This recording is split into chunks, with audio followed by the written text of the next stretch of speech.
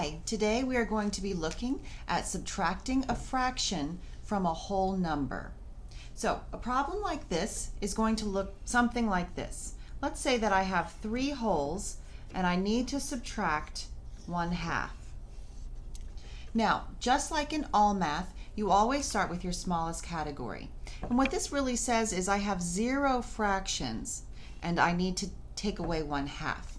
I don't have that. So I'm going to have to borrow, and I'll show you what that looks like with the pieces.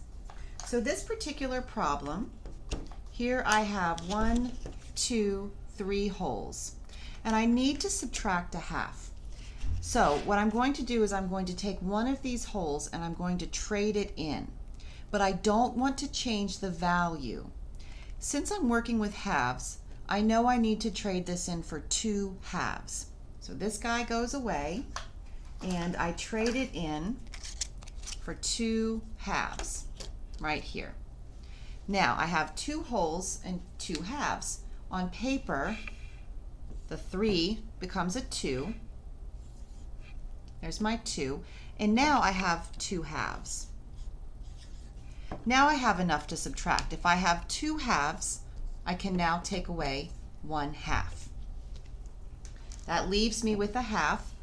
And 2 minus nothing means I have 2 wholes and 1/2.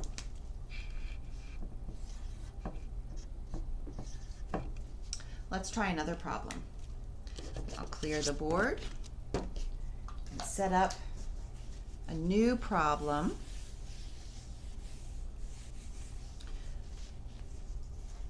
Sometimes you have to subtract a mixed number from a whole number. So let's do that one.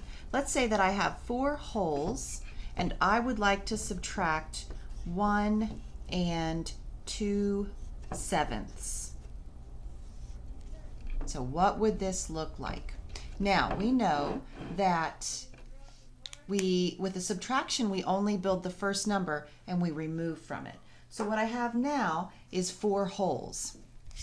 1, 2, 3, and 4. So there's 4 wholes.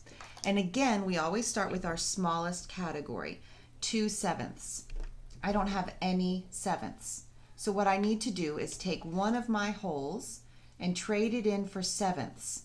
But again, I don't want to change the value, just the number of pieces. So I need to trade this in for 7/7. It's the same thing as a whole, so I'm not really changing anything. So I will exchange this guy for 7/7. 1, 2, 3, 4, 5, 6, and 7. So on paper what that looks like was I had 4, but now I have 3. So I cross out my 4 and it becomes a 3. And then over here I have 7/7. So I put 7/7. Now I have enough sevenths, I can take away 2/7. And what I have left, 1, 2, 3, 4, 5. That is 5/7 that I have left. So now I have 3 and I need to subtract 1 from my next category, and that leaves me with 2 wholes. So my answer is 2 wholes and 5/7. Let's do another one. Clear the board.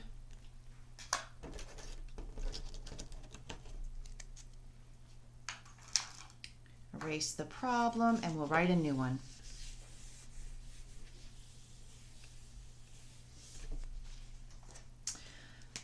Let's see here. How about we do 5 wholes minus 4 and 4/6. Sorry, I know the glare is there. Sorry about that. Okay, again, we only build the top number to remove from.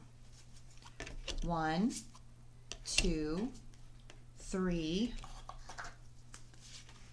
4, and 5. We start with our first category. I need to take away 4/6, but I have none. So I'm going to trade this guy in for 6/6. So I'm not changing the value, just the number of pieces.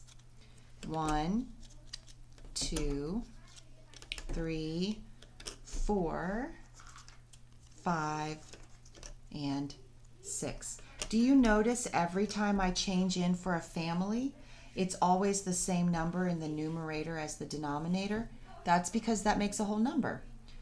Wouldn't make any sense. It wouldn't be fair if I only put 5/6 there.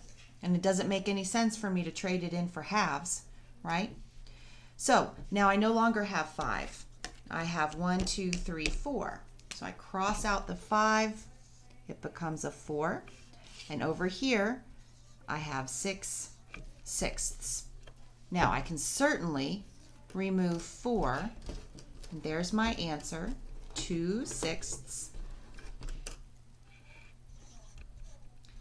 And then 4 minus 4, 1, 2, 3, 4. I don't have any units left.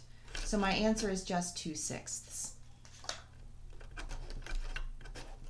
So this is how you subtract when you only have a whole number, but you need to subtract either a fraction or a mixed number.